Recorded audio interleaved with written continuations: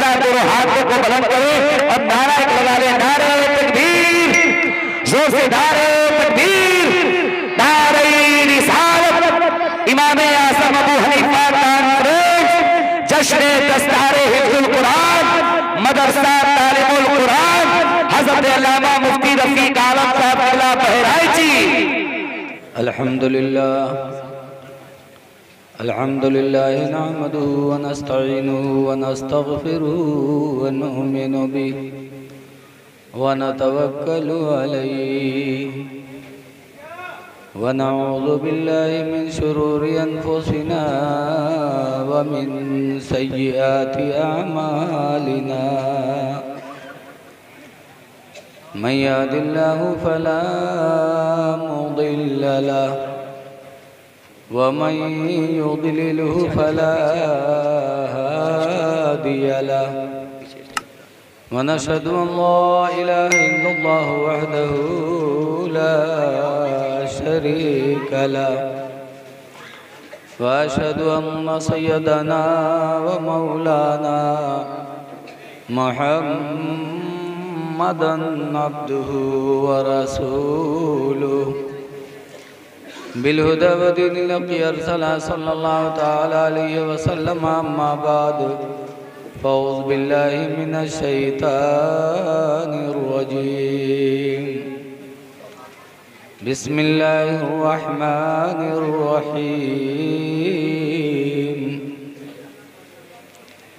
व नुनज़्ज़िलु मिनल क़ुरआनि मा हुवा शिफ़ाअ व रहमतुल लिल मोमिनीन। आमन्तु बिल्लाहि सदक़ल्लाहुल अलियुल अज़ीम। दरूद शरीफ पढ़िए। अल्लाहुम्मा सल्लि अला सय्यदना शफ़ीना मौलाना सल्लल्लाहु अलैहि व सल्लम। ए बेटा सलातु व सलामुन अलैका या सय्यदी या रसूलल्लाह आजा बेटा सल्लल्लाहु तआला अलैहि वसल्लम। अल्हम्दुलिल्लाह सुनने वालों की तादाद काफ़ी है, लेकिन जगह तंग है। फिर भी जो आए हैं इधर उधर बेचारे जगह पाएं, बैठ जाएं, सुने, इसलिए कि इल्म मोमिन की गुमशुदा दौलत है, जहाँ पाए हासिल कर ले। बैठ जाइए। माशाअल्लाह जनाब हाफिज़ कारी मोहम्मद शरीफ ओवैसी साहब ने बच्चों को इस लायक बनाया कि आज रस्म दस्तार करने के लिए हम लोग यहाँ जमा हुए। स्टेज पर हमसे बेहतर तकरीर करने वाले हज़रत अल्लामा मौलाना हम्माद रज़ा साहब क़िबला तशरीफ़ फरमा हैं और हज़रत मुफ्ती साहब, नाम भूल गए भी हम उनका, मुज़फ़्फ़र हुसैन साहब क़िबला, और स्टेज पर बहुत से उलमाए किराम हैं, मैं नाम नहीं जानता। हज़रत कारी मोहम्मद शहूद साहब ने मुझे फ़ोन किया, हज़रत कारी शरीफ साहब की दावत पर मैं हाज़िर हुआ। थोड़ी देर आप हजरात मुझसे कुछ बातें सुन लें। जी जी माशाअल्लाह। देखिए, आज हम मुसलमानों में इल्म की बहुत बड़ी कमी है। आजकल हम में बाबागिरी बहुत चलती है। दाढ़ी है, लंबा कुर्ता पहन लिया, हरा रुमाल लगा लिया, सितारा वाली टोपी लगा ली, हम बाबा हो गए। अब वो जानो ठेकेदार हो गए दीन के। बड़ा अफसोस होता है। एक मदार पे एक साहब इंटरव्यू लेने गए, साहब जो मदार के मुजाविर थे, उनसे पूछा भाई आप लोग यहाँ क्या करते हैं? कहा फातिहा देते हैं। कहा कौन आते हैं? कहा हिंदू मुस्लिम सिख ईसाई सब आते हैं, सबका भला होता है। तो कहा फातिहा दे लेते हैं। कहा हाँ फातिहा देते हैं। तो कहा तब तो आपको दीन की बहुत जानकारी होगी। कहा बहुत जानते हैं दीन के बारे में। तो कहा नमाज भी पढ़ते होंगे। कहा नमाज भी पढ़ते हैं। तो कहा जरा सना सुना दीजिए।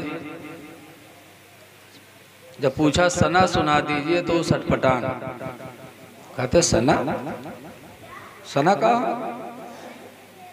कहा जो नमाज में पढ़ी जाती है सुब्हानक अल्लाहुम्मा।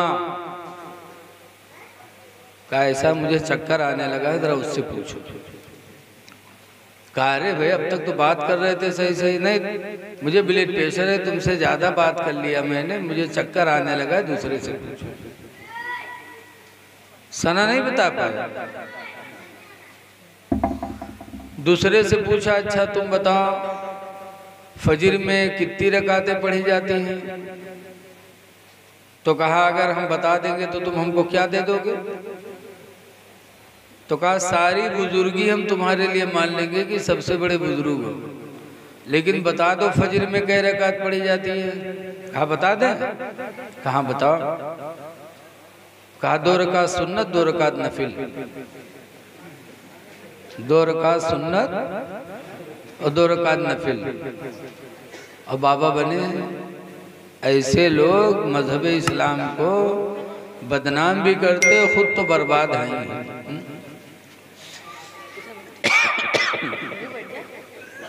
आज ये जलसा हजरत इमाम आज़म अबू हनीफा रज़ी अल्लाह ताला अन्हु से मंसूब है और दस्तारबंदी से भी मंसूब है। हजरत इमाम आज़म अबू हनीफा रज़ी अल्लाह ताला अन्हु मदीना शरीफ हाजिर हुए और हुजूर के रोज़े पे जब हाजिरी दी तो कहा अस्सलामु अलैका या सय्यदल मुरसलीन। सलाम हो तुम पर ए रसूलों के सरदार। सुभान अल्लाह। तो कब्र अनवर से जवाब आया वालेकुमुस्सलाम या इमामल मुस्लिमीन। सुभान अल्लाह सुभान अल्लाह। सलाम हो तुम पर ए मुसलमानों के इमाम। अल्लाह अल्लाह अल्लाह। सुभान सुभान। तो इमाम आज़म को इमामुल मुस्लिमीन का लक़ब मिला है रोज़े रसूल से। सुभान अल्लाह सुभान अल्लाह माशाअल्लाह। ऐसे इमाम की यादगार में आप लोग बैठे हैं जो नबी की दरबार में भी बहुत मकबूल थे। और क्यों ना मकबूल हो।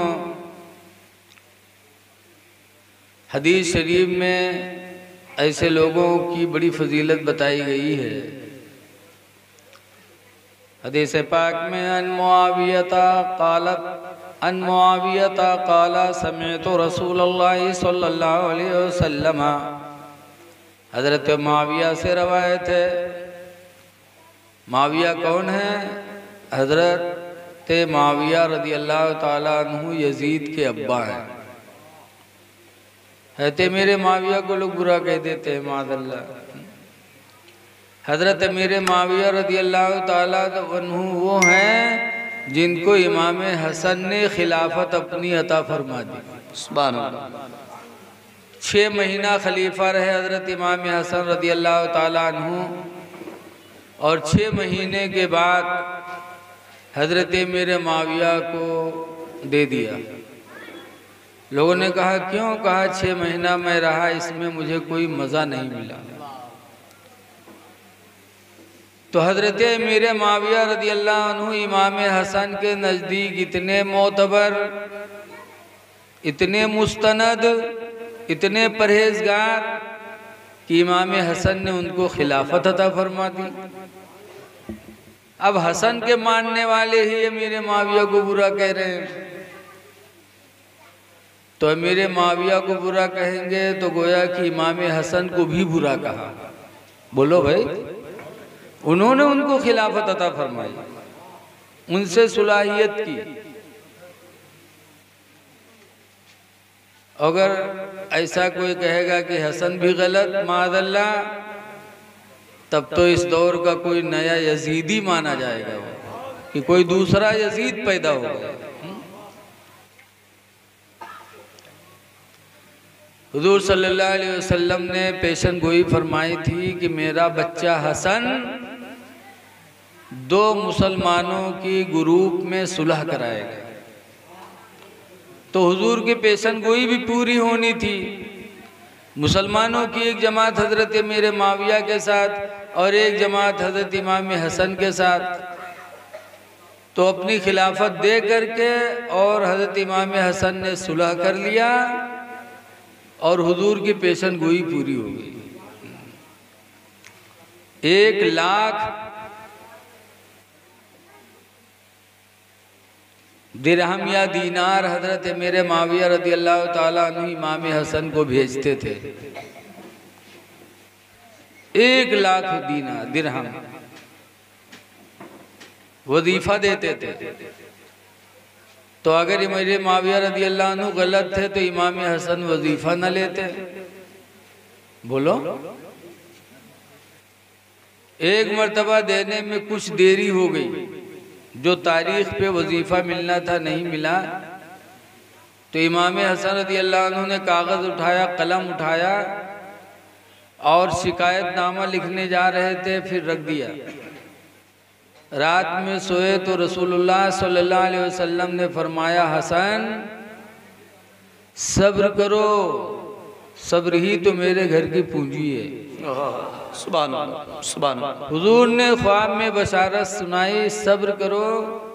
सुबह हुई तो हजरत मेरे माविया रदी अल्लाह अन्हु ने 1 लाख तो वो भेजा जो देते थे, और 50,000 अलग से भेजा कि जो 2 दिन देरी हो गई है उसके बदले में 50,000 ही अलग से ले लेना।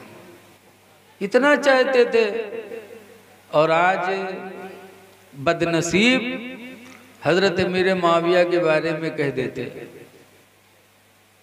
अल्हम्दुलिल्लाह वो हमारे सरों के ताज हैं।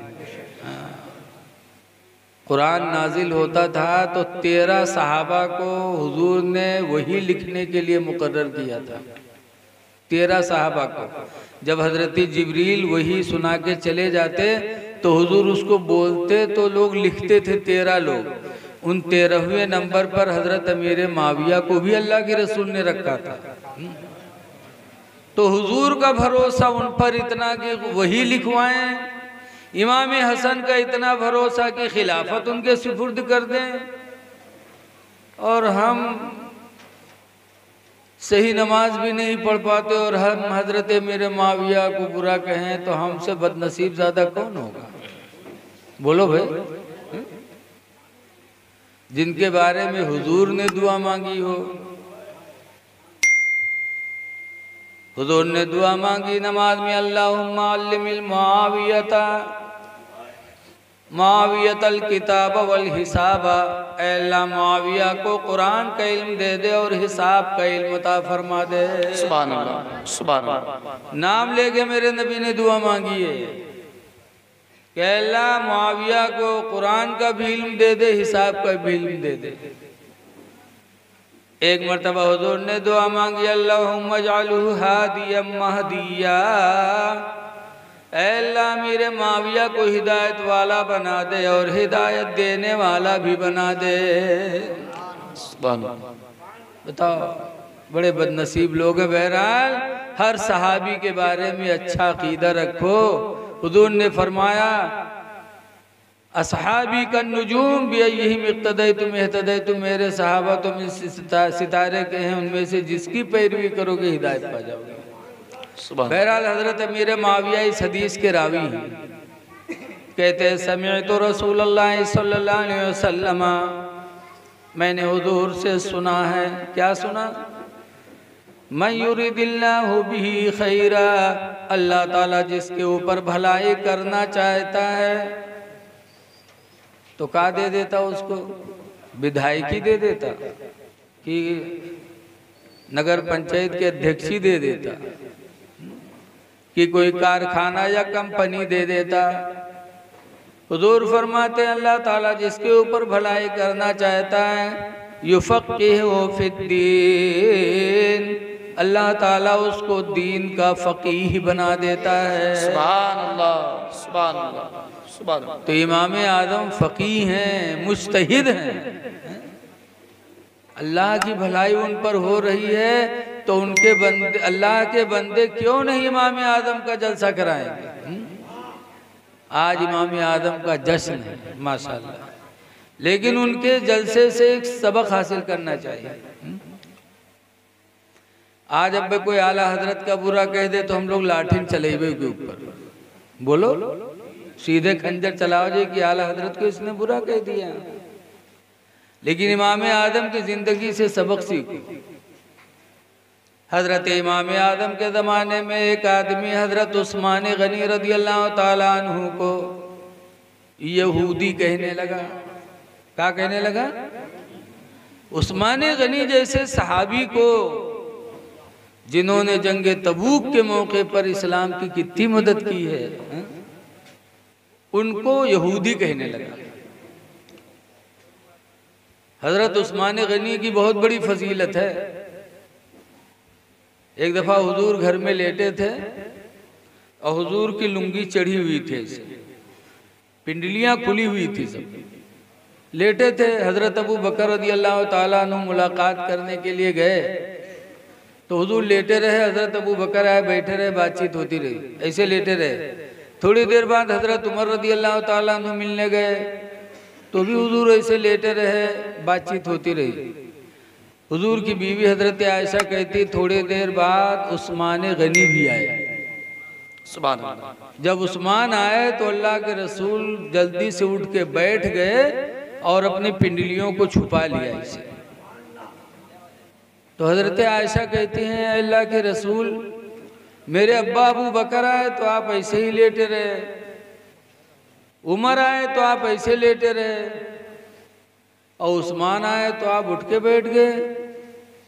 हुजूर फरमाते हैं उस्मान से मैं हया करता हूँ क्योंकि उस्मान से जन्नत के फरिश्ते भी हया करते हैं।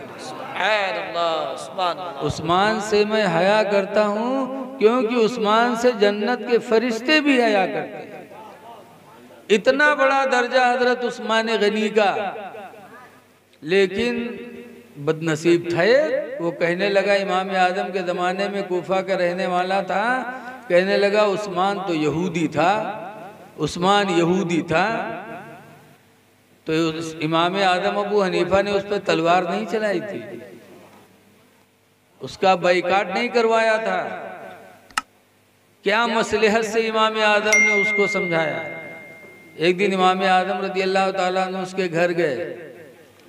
हम लोग हुए तो इमाम आदम का बाइकाट कह दिया जाता कि वो एक सहाबी को यहूदी कहता, इमाम आदम उसके घर गए। आज अगर कोई मौलवी मौलाना कोई वहाबी के वहाँ चला जाए तो फौरन उके बाइकाट कहते हैं। पता नहीं किस इरादे से गया हो, समझाने के लिए गया हो, कोई बहस मुबाहिसा के लिए गया हो, लेकिन जहाँ तक देखिए वह काफिर काफिर काहे लगे, मुशरिक मुशरिक। सुलह कुल्ली के तो फौरन दावा ठोक दे। इमाम आदम की जिंदगी देखो। गए इमाम आदम उस शख्स के घर, बैठे, कहा भाई साहब और खैरियत है? सब हाँ खैरियत है। कहा आपके बच्चे बच्चे कितने हैं? बताया इतनी बच्चियां इतने बच्चे हैं। कहा शादी हुई बच्चियों की? कहा नहीं। कहा तो कहीं रिश्ता लगा? तो उसने कहा अरे इमाम साहब आप कहीं रिश्ता लगाइए, आपके तो मानने वाले बहुत हैं। तो इमाम आदम ने फरमाया एक रिश्ता है लड़की का, एक लड़की का रिश्ता तो है। लड़का बहुत अच्छा है, बहुत खूबसूरत लड़का है, बहुत पैसे कमाता है, बड़ा अच्छा घराना है। तो कहता रे हजरत बात करवा दो, आपका बड़ा एहसान मानेंगे, रिश्ता करवा दो मेरी लड़की का। इमाम आदम कहते हैं बड़ा अच्छा खानदान भी उसका है, कद भी बड़ा अच्छा है। सारी तारीफें इमाम आदम करते गए। अब वो छटपट करे, कहे बतिया लो मेरे, हमारा रिश्ता कराए दो बिटिया के, आप करवा दीजिए, बड़ा एहसान होगा। इमाम आदम ने आखिर में कहा यार लेकिन उसके अंदर एक कमी है, उस लड़के में एक कमी है। का कमी क्या है? कहा यार सारी खूबियां हैं लेकिन वो लड़का यहूदी है, वो लड़का उसने कहा भाई इमाम साहब इतने बड़े आप आलिम दीन हो करके और एक यहूदी का रिश्ता मेरे घर में लाएंगे, क्या हम मुसलमान होकर के अपनी लड़की का रिश्ता यहूदी से कर देंगे? क्या बात कर रहे हैं आप? तो इमाम आदम फरमाते क्या हुआ भाई, जब रसूलुल्लाह ने अपनी बेटी रुकैया का निकाह उस्मान जैसे यहूदी से कर दिया तो आप मुसलमानों के नहीं कर सकते। अब वो हैरत में पड़ा, अब हैरत में पड़ा, कह रहे रसूलुल्लाह ने रुकैया की शादी, अपनी बेटी की शादी उस्मान गनी से किया? कहाँ उस्मान गनी रसूलुल्लाह के दामाद हैं, और एक नहीं रुकैया का इंतकाल हुआ तो उम्मे कुलसूम का भी निकाह उस्मान से कर दिया मेरे नबी ने। और ये भी फरमाया कि एक नहीं अगर 40 बेटियां मेरी होती तो सबकी शादी में एक के बाद दीगरे उस्मान से करता चला जाता। सुभान अल्लाह, सुभान अल्लाह, सुभान अल्लाह। वो शख्स सुना तो रोने लगा, कहा मैं कितना बदनसीब निकला, मैंने उस्मान को यहूदी कह दिया और उस्मान को रसूलुल्लाह ने इतना चाहा। उस शख्स ने तौबा भी किया और रोया भी और इमाम आदम को अपने तौबा का गवाह भी बनाया। ये मसलहत थी इमाम आदम की, इस तरह लोगों को समझाते थे। वैसे इमाम आदम का लक़ब नहीं पाया, कुरान पर उनका अमल होता था। कुरान का हुक्म है, अल्लाह ताला फरमाता उदउ इला सबीली रब्बिका बिल हिक्मा, अपने रब की तरफ लोगों को हिकमत से बुलाओ, हिकमत से बुलाओ। क्या इमाम आदम की हिकमत थी कि उस्मान गनी को यहूदी कहता था, लेकिन इमाम आदम ने डांटा भी नहीं और इस तरह उसके सामने बात रखी कि खुद से उसने तौबा कर लिया। तो हजरत इमाम आदम अबू हनीफा रहमतुल्लाह अलैह, आज लोग तो मौलवी मौलाना के करीब नहीं जाते, क्या है नहीं जाते हैं। आज ना बहराइच शरीफ में जब बस से उतरा, रक्षा पर बैठा तो एक रक्षा वाला हमसे कहा था हजरत इतनी एक बात बताओ आप। तो हम कहा बताओ, लेकिन आज मौलवी मुल्लन से आदमी के भरोसा काहे उठत चला जाता, हमसे पूछ रहा है। तो हमने कहा भाई बदअमली, हमारी बदअमली, हमारी बदअखलाकी से लोग हमसे दूर हो रहे हैं। काबा मौलाना साहब बहुत सही बताया, आज मौलवी मौलाना के लोग करीब नहीं आते हैं और फिर अपने आप को अच्छा भी मानते हैं। लेकिन इमाम आदम की जिंदगी से सबक हासिल करो। इमाम आदम रहमतुल्लाह अलैह से पूछा गया है कि हजरत आपकी उम्र कितनी है? तो कहा 2 साल, और है 60-65 साल के। जैसे हमसे पूछो कई साल के, हम कहीं 2 साल तो मनियो कोई, बोलो भाई है? इमाम आदम से पूछा आपकी उम्र, कहा 2 साल। अरे आप बूढ़े हो गए, बाल पक गए, आप कहते हो 2 साल। इमाम आदम फरमाते हैं मेरी उम्र तो 60 से ज्यादा है, लेकिन मैं अपने उम्र 2 ही साल मानता हूँ। कहा क्यों? कहा मुझे अपनी जिंदगी में हजरत इमाम जाफर सादिक रदी अल्लाह ताला अन्हु की सोहबत में मुझे 2 साल मिले। 2 साल में इमाम जाफर सादिक की सोहबत में रहा तो मैं समझता हूँ वही मेरी असली जिंदगी है, बाकी तो मेरी जिंदगी सब बेकार है। ये इमाम आदम फरमाते हैं कि 2 साल में जो उनकी सोहबत में रहा वही मेरी असली जिंदगी है। पता चला इमाम आदम ने हमको ज़हन दिया कि जो वक्त अल्लाह वालों की सोहबत में गुजर जाए वही असले जिंदगी है, बाकी जिंदगी सब बेकार है। इमाम आदम ही नहीं कहते, कुरान भी कहता है। अल्लाह ताला फरमाता वस्बिर नफ्सका मअल्लज़ीना यदऊना रब्बहुम बिलगदाति वल आशी, ऐ लोगों उन्हीं लोगों के पास बैठो जो सुबह व शाम अपने रब को पुकारा करते हैं, उनके पास बैठो। लेकिन आज लोग मौलवी मौलाना थे नहीं जाते, मौलवी मौलाना से बहुत जलत है। जहाँ होटल में बैठी है तो मौलवी मौलाना तस्करा करी है, वो मौलाना भाई मेर है, वो करिया ये मेर है। मौलाना सियासत, इनकी सोहबत में बैठना ही असली जिंदगी है। जलना नहीं चाहिए मदरसा वालों से, लेकिन बहुत आफत है। अगर कोई मौलवी बढ़िया बढ़िया कपड़ा पहन ली तो कहीं लागत है कौन रसीद के हाथे आएगी। अगर फटा पुराना है तो कहा थे देखो मौलवियान में कुछ जुहात है, का फायदा मौलवी लड़का बनाए, देखो देखो कुर्तो नहीं जुहात है। कोई लंग मकल नहीं है। मौलवी के इतने लोग हासिद हैं, क्यों? मौलवी ही से इस्लाम फैलना है, इसलिए शैतान ने सबके दिलों में हसद भर दिया कि जब इनसे दूर रहेंगे तो दीन से भी दूर रहेंगे। आलिम मौलाना की सोहबत में रहो मेरे भाई। जो टाइम मिले थोड़ा सा अपने महल्ले के इमाम के पास बैठो, उससे कुछ बातें सीखो। आधा घंटा मिले, 15 मिनट मिले, रोजाने का मामूल बना लो कि हमें 10 मिनट अपने इमाम के साहब के पास बैठना है। और बैठो तो इमाम साहब से पूछो, अगर इमाम साहब मोबाइल चलावें तो उनका रोक दो, तो इमा गुस्ताखी नहीं होगी। कह दो हजरत मैं आपके पास आया हूं कुछ सीखने के लिए, मुझे कुछ सिखाइए। जलिए ना, जलने वाला जलना ये अच्छा काम नहीं है। एक बादशाह था, बादशाह के दरबार में तमाम लोग रहते थे, जाहिल, आलिम, हाजी, हाबी, आबिद, वकील, डॉक्टर, प्रोफेसर, सब में लोग राहत रहे। तो एक मौलाना साहब भी रहते थे, वो बैठे रहते थे कुर्सी पे। जब कोई दीन का मामला होता था तो मसला बताते थे, बैठे रहते थे। जब शाम को चलते थे तो बादशाह मुसाफा मिलाता और उसी में 10-20 रुपया दे देता मौलाना को मुसाफा में, वही उनकी जिंदगी गुजरने का सहारा हो जाता। बैठे रहते थे, शाम को चले जाते थे नजराना लेके।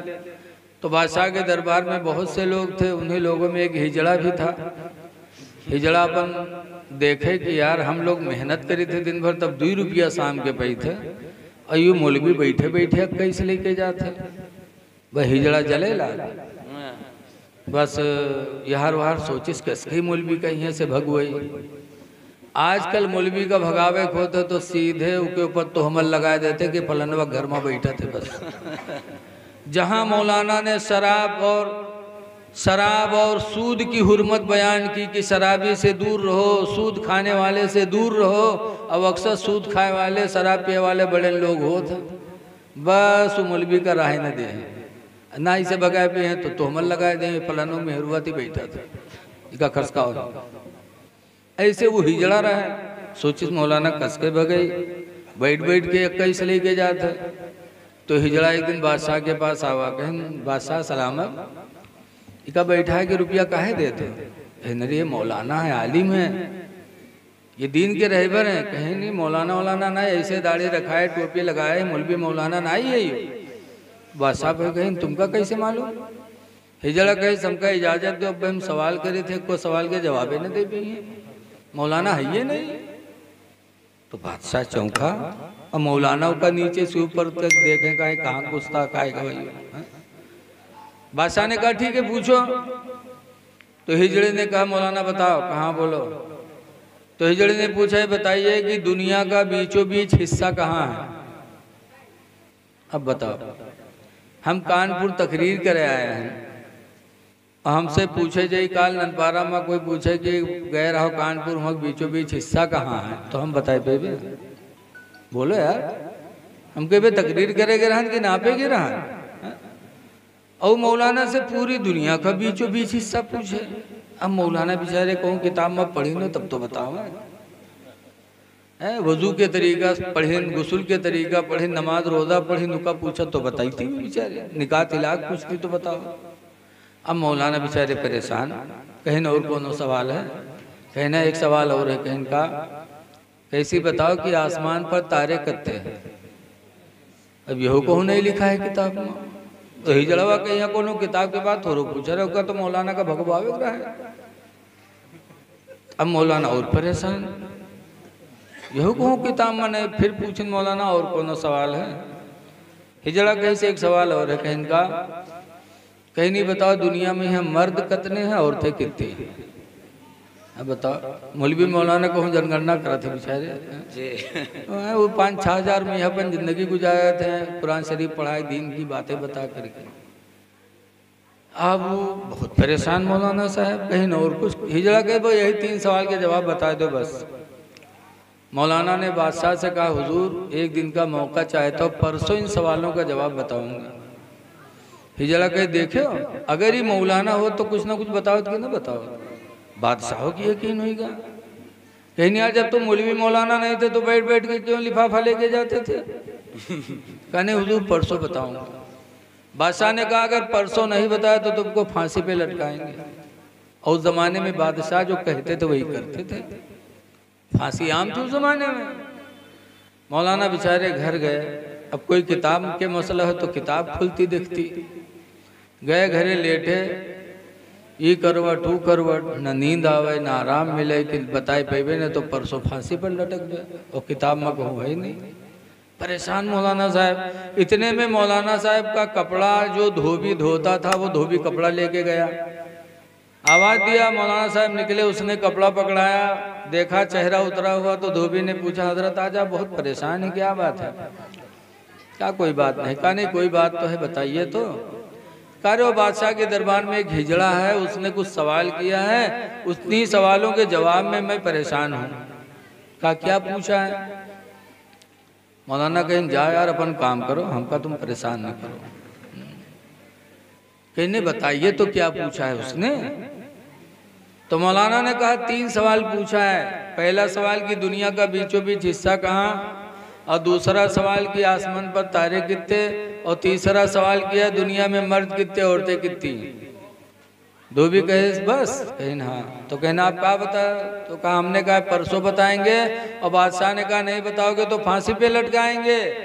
किताब में है नहीं, कहीं पढ़ा हूँ, क्या करूँ? उसी फिक्र में उलट पुलट रहा हूँ, कभी ये करवट कभी वो करवट। धोबी ने कहा हुजूर आराम करिए, आप इतने में घबरा जाते हैं, आप आराम करिए, और परसों जब आप जाइएगा आपसे पूछेंगे तो आप कहिएगा कि छोटे छोटे मसले हैं, इनका जवाब तो मेरा धोबी बता देगा और मैं आकर के बता दूंगा। क्या कहना? तो हजरत मौलाना साहब ने कहा, अरे जिंदगी भर हम कपड़ा धोए हैं, हाँ जिंदगी भर हम पढ़े पढ़ाए, हमका नहीं पता है, और तू कैसे जाना थे? कहीं जानी थे? कहा क्या बताएगा? कहा हुए बताइए, ना बताइए। मौलाना ने कहा सही बताओ, ऐसे तो हम परसों तक सोचबे, अगर जान पेबे तो हुआ जेबे नहीं, भाग के कहूँ जान बचेबे, और तोरे कहे हुआ चले जाए, तू आओ ना तो फोकट में हमार काम तमाम हो जाए। कहने नहीं घबराइए नहीं, मैं आऊँगा। खैर तीसरा दिन हुआ, मौलाना साहब वहाँ पहुँचे बादशाह के दरबार में। हिजड़ा खड़ा था ताक में कि मौलाना साहब आने वाले हैं। इतने में मौलाना साहब पहुँच गए। हिजड़ा आ गया बादशाह के सामने, कहा हुजूर आ गए, पूछिए इनसे, उन सवालों का जवाब बताएं कि हजरत इमाम आजम अबू हनीफा रहमतुल्लाह अलैह अपनी ज़िंदगी को 2 ही साल माना, क्योंकि 2 साल उनकी हजरत इमाम जाफर सादिक रज़ी अल्लाह अन्हु की सोहबत में गुजरे थे। पता चला असली ज़िंदगी वही है जो अल्लाह वालों की सोहबत में गुजर जाए।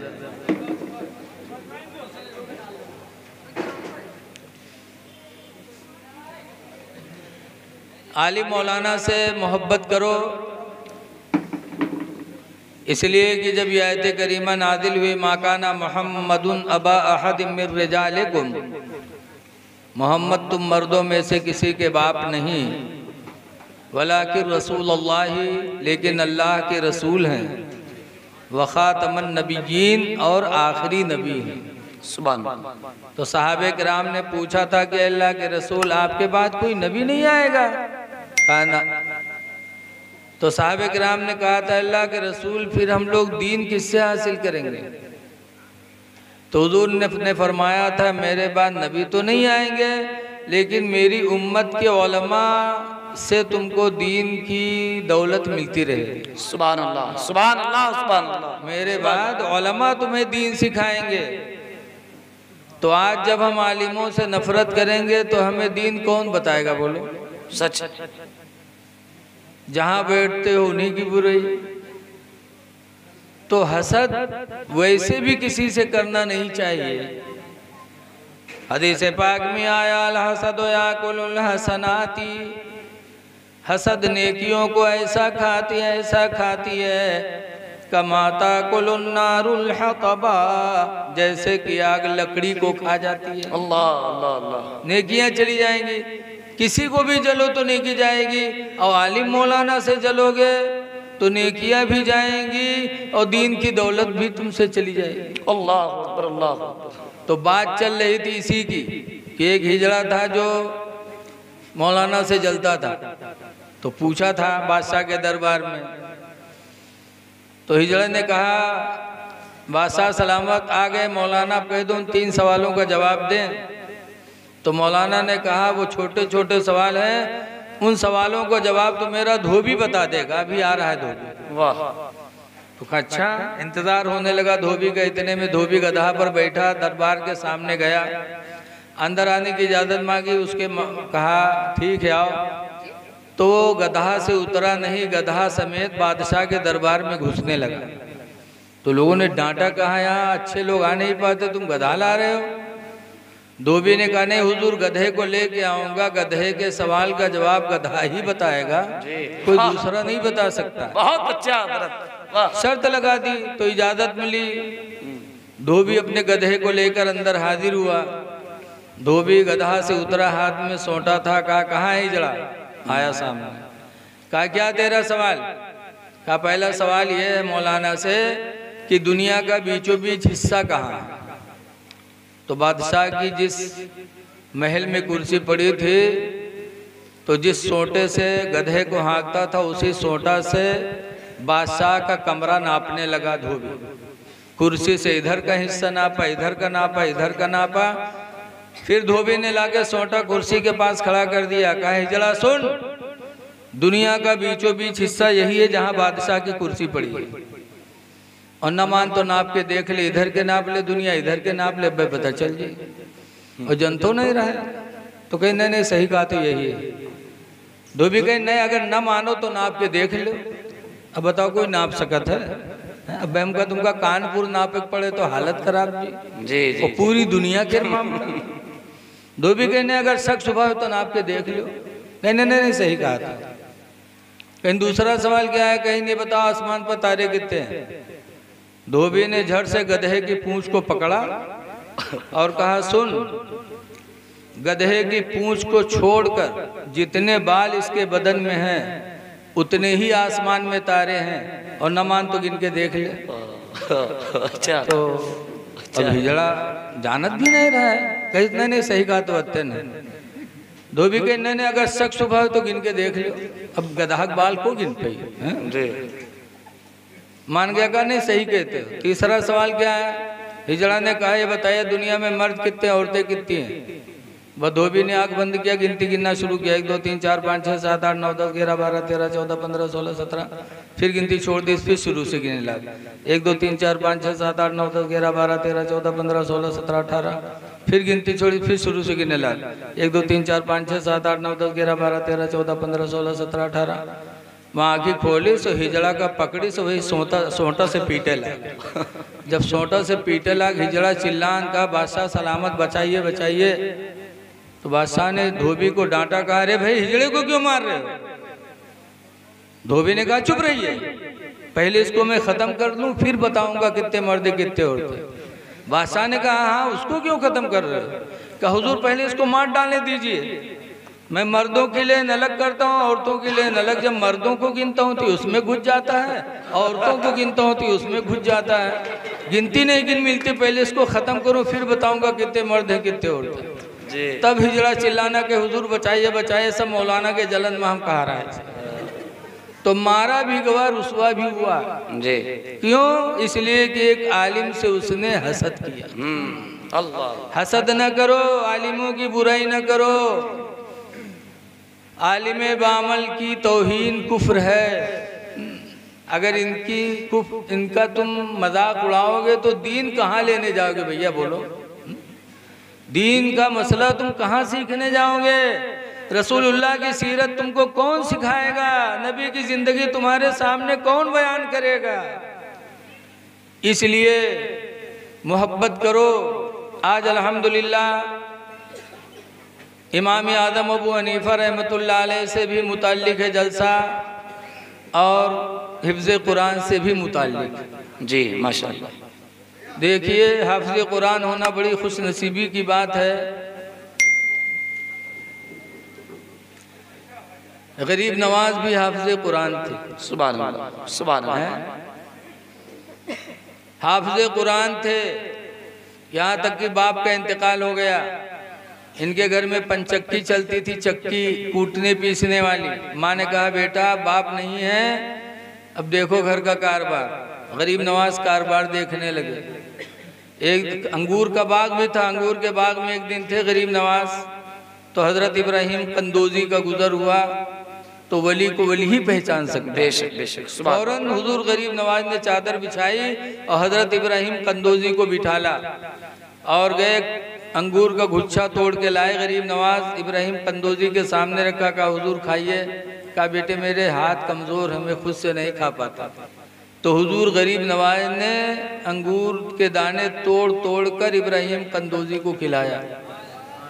और जब वो आसूदा हो गए तो कहा बेटा जेब में एक रोटी का सूखा टुकड़ा निकालो।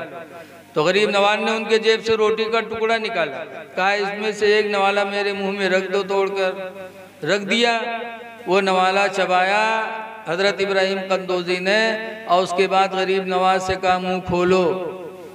जब मुंह खोला तो हज़रत इब्राहिम कंदोजी ने अपने मुंह का चबाया हुआ नवाला गरीब नवाज के मुंह में उलट दिया। गरीब नवाज ने उसको जो खाया तो दिल की दुनिया बदल गई। आए माँ से कहा माँ सब कुछ भाई को दे दो और मुझे आलिम बनने की इजाज़त दे दो। अल्लाह ने हिफ्ज़ कुरान की दौलत दी है, आलिम दीन भी बन जाऊँ। माँ ने कहा तो आलिम दीन भी बन गए गरीब नवाज। अब आजकल के बाबा दे गांव कहा थे मौलवियों फ़कीर में कबू नहीं बनी, मौलवियाना अलग फ़कीराना अलग। मान गरीब नवाज हाफिज़ कुरान हो गए, आलिम दीन हो गए। अब उसके बाद उन्होंने सोचा कि शैतान के हमले से बचने के लिए इल्म ही काफ़ी नहीं होता है, ज़रूरी है कि किसी अल्लाह वाले के दामन को भी थाम लिया जाए। सुभान अल्लाह। तब हज़रत उस्मान हारूनी से जाके मुरीद हुए। बहरहाल कहने का मकसद ये है कि हाफिज होना भी बड़ी खुशनसीबी की बात है, आलिम दीन होना भी बड़ी खुशनसीबी की बात है। खुशनसीब है बच्चे जिन्होंने हिफ्ज़ कुरान हकीम फरमाया।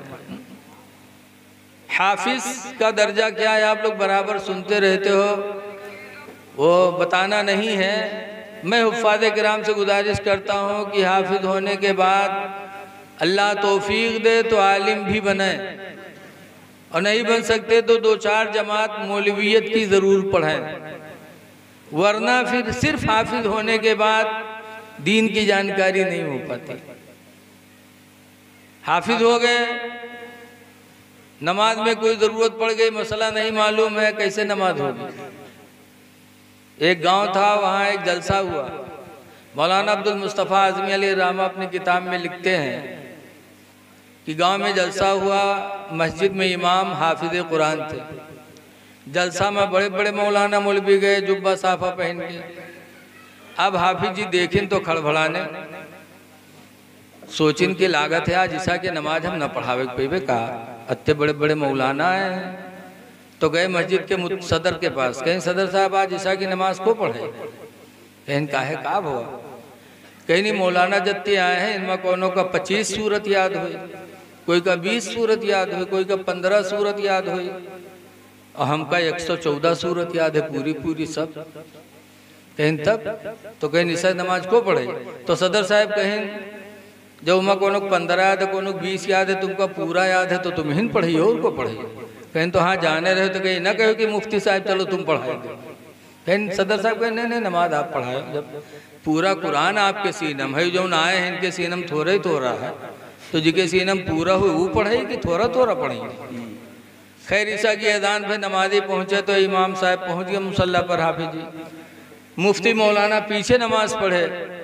पढ़ने के बाद हाँ नमाज हुई, और आखिर में इमाम साहब ने सजदे सहू किया।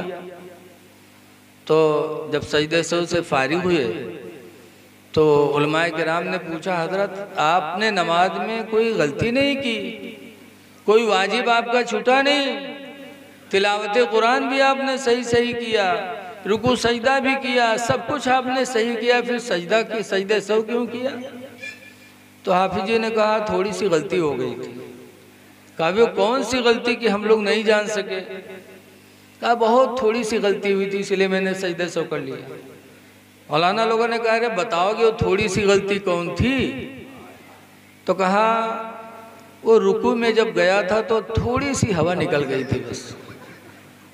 तो मौलाना लोगों ने कहा ला हौला वला कुव्वता इल्ला बिल्लाह, नमाज भी गई वजू भी गया। और हाफिज जी समझे तनिक हवा निकली है तो सजदे से उसे काम हो जाए। मौलाना अब्दुल मुस्तफ़ा आज़मी लिखते हैं कि सिर्फ हाफिज़ कुरान होने से दीन की तबलीग नहीं होगी।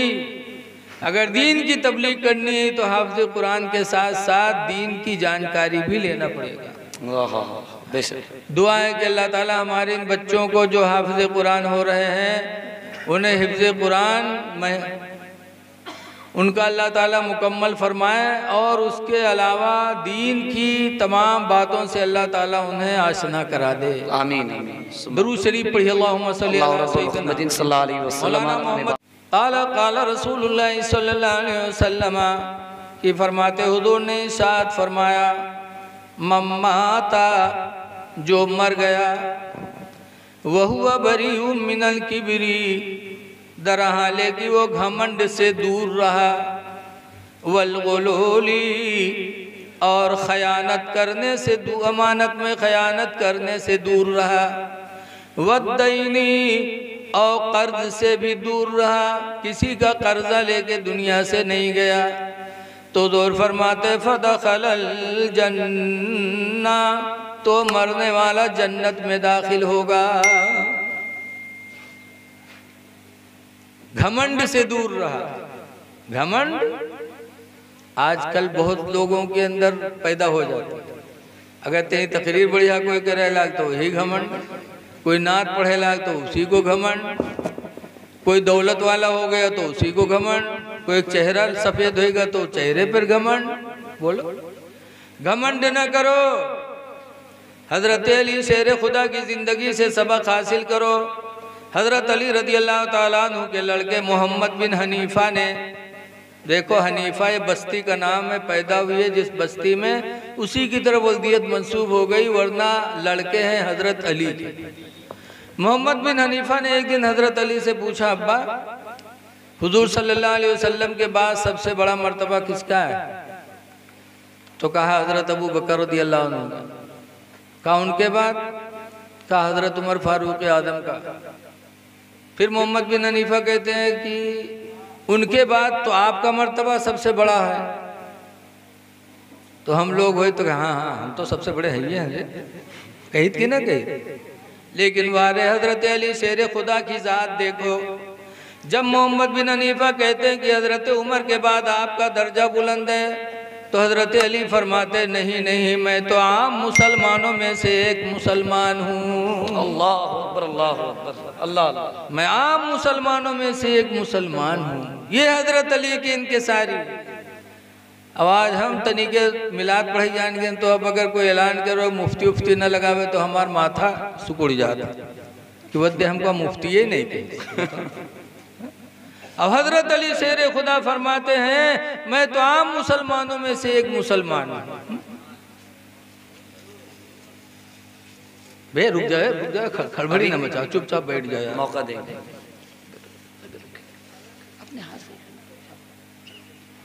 क्या करना है? चंदा उंदा करना है? नहीं नहीं चंदा नहीं झोली उली रुमाल हम देख रहे थे भाई, अगर चंदा है तो मजमा से बढ़िया कहीं नहीं हज़रत तो साफा है आपको देने के लिए। चलो बाद में रे खड़बड़ाओ ना, सुन ले आप लोग। हाँ सुन लीजिए फिर। ये नहीं कि यहाँ आए तो कोई पूछे कोई कल वहाँ गिरा हो कहा सुने तो कहते हम तो रुमाले बांटे तरह हमका कहा पता। तो रुमालो बांटो तुम्हारे पैसों हो जाए और कुछ सुनबो ना करो तो बेकारे तो है जी सच। हज़रत अली शेर खुदा फरमाते मैं आम मुसलमानों में से एक मुसलमान हूँ। जबकि हज़रत अली की शख्सियत कितनी बुलंद है। रवायतों में आता है कि हुजूर सल्लल्लाहु अलैहि वसल्लम के ज़माने में मदीना शरीफ में मस्जिद नबवी के आसपास मकानों में सब लोग अपने अपने मकानों में छोटी छोटी खिड़की लगाए थे। किस लिए? कि घर में बैठकर भी हम मस्जिद नबवी में रसूलुल्लाह की ज़ियारत करते रहे। सुभान अल्लाह, सुभान अल्लाह। हुजूर की ज़ियारत के लिए मस्जिद नबवी के आसपास जितने मकान थे सब में खिड़कियां थी छोटी छोटी, सिर्फ हुजूर का चेहरा देखने। सुभान अल्लाह, सुभान अल्लाह, माशाअल्लाह। हुजूर का चेहरा क्या चेहरा है माशाअल्लाह। बेशक। आला हजरत इमाम अहले सुन्नत फरमाते हैं कि रुख दिन है या महरे समा, ये भी नहीं वो भी नहीं। बहुत अच्छा, माशाअल्लाह। रुख माने चेहरा, दिन सूरज को कहते हैं। दिन माने सूरज हो तो कि नहीं हो तो बोलो। सवेरे सोवा करते हुए तो कहते उठ रे उठ, वो दिन निकल गया हुआ, तो दिन माने सूरज। और महरे समा आसमान का चांद। आला हज़रत फरमाते नबी के रुख को यानी चेहरे को दिन कहा जाए, सूरज कहा जाए, आसमान का चांद कहा जाए। आला हज़रत फरमाती ये भी गलत वो भी गलत। रुख दिन है या महरे समा, ये भी नहीं वो भी नहीं। रुख दिन है या महरे समा, ये भी नहीं वो भी नहीं। शब जुल्फ है मुश्के खोता, ये भी नहीं, ये भी नहीं। बहुत अच्छा। नारे तकबीर, नारे रिसालत, अज़मते मुस्तफा, दीदारे मुस्तफा, शेरे काल्बी। जिंदाबाद, जिंदाबाद। बहुत अच्छा हजरत, माशाअल्लाह। ये भी नहीं वो भी नहीं। आला हज़रत क्या कहते हैं? कहते हैं कि हुजूर के चेहरे को अगर सूरज की मुशाबियत दी जाए कि हुजूर का चेहरा सूरज की तरह है तो ये भी गलत। और ये कहा जाए हुजूर का चेहरा चांद की तरह है तो ये भी गलत। क्यों गलत है? हदीस पेश करते हैं आला हज़रत कि हदीस पाक है, जाबिर क़ाला क़ाला रसूलुल्लाह सल्लल्लाहु अलैहि वसल्लम। हज़रत जाबिर से रवायत है, फरमाते अल्लाह के रसूल ने इरशाद फरमाया, अव्वलु मा खलक़ल्लाहु नूरी, सबसे पहले अल्लाह ने मेरे नूर को बनाया। व कुल्लल खलाइक़ मिन नूरी, और सारी मखलूक को, सारी दुनिया को अल्लाह ने मेरे नूर से बनाया। सुभान अल्लाह, सुभान अल्लाह। तो चांदो सूरज भी तो नबी के नूर से बने हैं। बेशक। फिर तशबीह दी जाए कि हुजूर का चेहरा जैसे सूरज, तो आला हज़रत फरमाते इसमें कौन खूबी है? ये गलत है। एक दफ़ा बम्बई में एक अलहाज फिरोज भाई हैं हाजी, कई मस्जिदों के वो ट्रस्ट के सदर थे, बड़ी नेक हस्ती थी। एक दिन हमसे पूछने लगे कि मौलाना साहब ये आला हज़रत की नहीं समझ में आती, ये भी नहीं वो भी नहीं, ये भी नहीं वो भी नहीं, इसके मतलब क्या होता है? तो हमने कहा क्या समझना चाहते? तो उन्होंने कहा एक शेर हमारे समझ में नहीं आता कि आला हज़रत ने जो ये फरमाया है कि वाजिब में अबूदियत कहाँ और मुमकिन में ये कुदरत कहाँ। वाजिब में अबदियत कहाँ? देखो वाजिब उसे कहते हैं जो हमेशा से हो, हमेशा रहे, फना ना हो। बोलो जैसे अल्लाह। बेशक, सुभान अल्लाह। और जो वाजिब होगा वो बंदा नहीं होगा। बोलो अल्लाह वाजिब है तो बंदा उसको कह सकते हो? नहीं। बंदे हम सब हैं और नबी बंदे हैं। बोलो बंदे कि नहीं बंदे हैं? मुमकिन है, हम सब मुमकिन है। अल्लाह के सिवा जितनी चीज़ें सब मुमकिन। मुमकिन उसे कहते हैं जो पहले ना हो, बाद में हो, फिर फना हो जाए, उसको क्या कहते हैं? मुमकिन।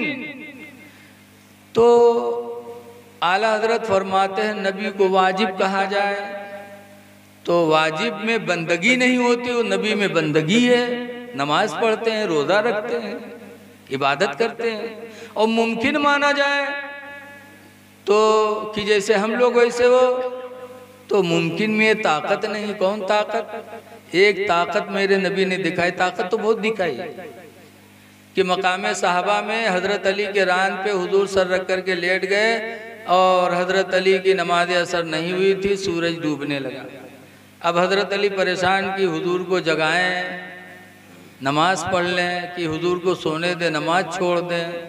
कशमकश में थे। देखो मसला है कि अगर आप नमाज पढ़ने जा रहे हैं और 2-4 आदमी खड़े हो जाए कि नमाज पढ़िए तो मार डालो, तो इस्लाम कहता है जान बचा लो, नमाज छोड़ दो, नमाज छोड़ दो, क्योंकि नमाज की कदा है, जान की कदा नहीं है। जान बचा लो। ऐसे रोज़ा की वजह से जान जा रही हो, यकीन हो जाए कि रोज़ा नहीं तोड़ेंगे तो जान चली जाएगी, तो इस्लाम कहता है रोज़ा तोड़ दो, जान बचा लो और रोज़े का कफ़ारा दे दो, क्यों जान बहुत अहम है। हज़रत अबू बकर के सामने जान की और नबी की मोहब्बत की बारी आई जागारे शोर में, तो हज़रत अली ने मोहब्बत रसूल को अपनाया, जान को गवा दिया, जान को कुर्बान कर दी नबी के ऊपर। ऐसे हज़रत अली यहाँ मोहब्बत रसूल एक तरफ, नमाज असर एक तरफ, लेकिन हुजूर को जगाया नहीं, नबी की मोहब्बत को नमाज पर गालिब रखा। लेकिन नमाज चली गई तो हज़रत अली रोए। हमरे लोगन मेरे थोड़ा सुन नहीं रहे हो कि नमाज छोड़े रहे उसकी ना पीते रहे, हम इन सबसे बड़े हैं। हज़रत अली की एक नमाज ऐसा छुट्टी थी तो रोए, और इतना रोए कि रुखसार पे आंसू गिरे। हुजूर बेदार हुए, पूछा अली रो रहे हो? कहा अल्लाह के रसूल असर की नमाज चली गई। हुजूर ने डूबे हुए सूरज को इशारा किया, तो आपने बहुत दफ़ा सुना है, मशहूर हदीस है कि वो डूबा हुआ सूरज फिर पलट आया, सुभान अल्लाह। और हज़रत अली ने नमाज पढ़ ली, तो आला हज़रत उसी वाक़िया को कहते हैं कि डूबा हुआ सूरज वापस कर दिया। सूरज का डुबाना और निकालना ये तो खुदा का काम है, खुदा की कुदरत में, और मुस्तफ़ा ने निकाल दिया तो इनको क्या कहा जाए, वाजिब माना जाए? तो ये वाजिब है नहीं, क्योंकि बंदे हैं। और मुमकिन माना जाए हम लोग जैसे, तो मुमकिन में ये ताकत नहीं है कि डूबे हुए सूरज को वापस कर ले। तो आला हज़रत इसी में हैरत में आकर कहते हैं कि वाजिब में अबदियत कहाँ और मुमकिन में ये कुदरत कहाँ। वाजिब में अबदियत कहाँ और मुमकिन में ये कुदरत कहाँ। और हैरत ने झुंझुला कर कहा ये भी नहीं वो भी नहीं। हैरत ने झुंझुला कर कहा ये भी नहीं वो भी नहीं। तो हुजूर का रुख चेहरा बड़ा नूरानी था। बहरहाल सहाबा खिड़की लगाए थे चारों तरफ हुजूर की जियारत के लिए, लेकिन कुछ दिनों के बाद हुजूर ने ऐलान फरमा दिया कि खिड़कियां सारी बंद हो जाएं। तो हुजूर का ऐलान हुआ, सबकी खिड़कियां बंद हो गई और हज़रत अली की खिड़की खुली थी।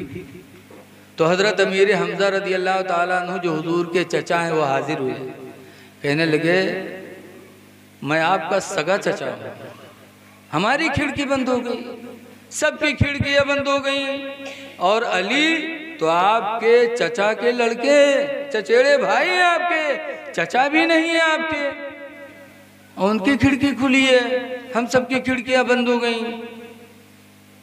तो हुजूर फरमाते चाचा अली की बात न करो, अलीयु मिन्नी वाना मिनल अली, मैं अली से हूँ और अली हमसे है। सुभान अल्लाह, सुभान अल्लाह। अली का मर्तबा इतना बुलंद, फिर भी अली कहते हैं अपने लड़के से कि मैं तो आम मुसलमानों में एक मुसलमान हूँ। अल्लाह अल्लाह। ये इनके सारी हजरत सैयदना अली शेर खुदा की है। ऐ लोगो इनके सारी करो, दर्जात अल्लाह बुलंद फरमा दे। सुभान अल्लाह, सुभान अल्लाह खुद इज्जत अता फरमाएगा। घमंड न करो, दौलत दे दे तो अल्लाह का शुक्र अदा करो, ओहदा दे दे तो भी अल्लाह का शुक्र अदा करो। वलगुलूली, और जो खयानत से अपने आप को बचा लिया। खयानत जैसे कोई मार्केट में 1 किलो अमरूद ले तो क्या आपका पकड़ा दे कहते हमारे यहाँ घरे दे दियो और रास्ता में 2 ठोर गोल कही जाओ, तो इसको क्या कहते हैं? खयानत। अमानत में खयानत। कोई मोटरसाइकिल खड़ी आ जाए कि रुक जाओ तनी 10 मिनट आई तो तुम मिचिया लो, चल दो यार, फटफट फटफट करो, तो कोया कि तुमने अमानत में खयानत किया। इससे भी बचाओ। और एक खयानत और है बहुत बड़ी जो हम लोगों में बहुत पाई जाती है। क्या? कि जैसे कोई परदेश गया रोज़ी कमाने के लिए, सऊदी चला गया, अमेरिका चला गया, और जाने के टाइम आप पड़ोसी थे, आपको बुलाया, कहा भाई मैं सऊदी जा रहा हूँ, अमेरिका जा रहा हूँ, 2 साल बाद आऊँगा, कितने साल बाद आऊँगा खुदा जाने, लिहाजा मेरे बच्चों का ज़रा ध्यान देना, मेरे बच्चों को देखना। तो गोया कि उसने अपने आलो अयाल को आपके पास अमानत में रख दिया। बोलो रखा कि नहीं रखा? अब आप क्या करते हैं, धीरे धीरे उनके यहाँ पूछे खातिर का जरूरत है, कोई जरूरत तो ना है, तो धीरे धीरे बैठे लागे, तक हातिम ताइक पप्पा बन के निकाले लागे रुपया जले आओ, धीरे धीरे खवावत खवा तक मेहरुआ पर हाथ फेरे लगे, कहा चाहिए, तक बिटिया वो कहीं बुलावे लगे। अब घर में बैठ करके उसने तो अपने आलो अयाल को तुम्हारी हिफाजत में किया था, अमानत में किया था, और तुम उसके घर बैठ की करके उसकी माँ बहन बेटी पर गलत निगाहें उठाई, तो तुमने अमानत में खयानत किया। अल्लाह इसको माफ नहीं करेगा जल्दी। क्यों? एक तो ये कि पड़ोसी का हक तुमने छीन लिया, दूसरा ये कि तुमने ज़िना किया, वो दूसरा गुनाह, और तीसरा ये कि तुमने अमानत में खयानत किया। हुजूर फरमाते हैं जो खयानत करने से अपने आप को बचा लिया उसका ठिकाना जन्नत है। किसी की माँ बहन बेटी पे गलत निगाह न उठाओ। सच्ची हिकायत में मौलाना बुन्नूर बशीर ने एक वाक़या लिखा कि मियाँ बीवी रहा, एक बिटिया रहा, अल्लाह ने गरीबी दे दी, बेचारा जाए मजदूरी करे, दिन भर का टहले, कोई मजूरे नहीं रखे, शाम के खाली हाथ चला हुआ। अब घर में फाका होने लगा, जब फाका होने लगा फिर भी मजदूरी के लिए जाता, मजदूरी नहीं पाता। तो एक दिन सुबह निकला काम पर, जब गया तो उसकी एक ही बेटी जवान थी। जवान बेटी ने सोचा कि मेरा बाप बेचारा रोजाना जाता है, रोजी कमाने पाता नहीं है, हम लोग फाका से हैं।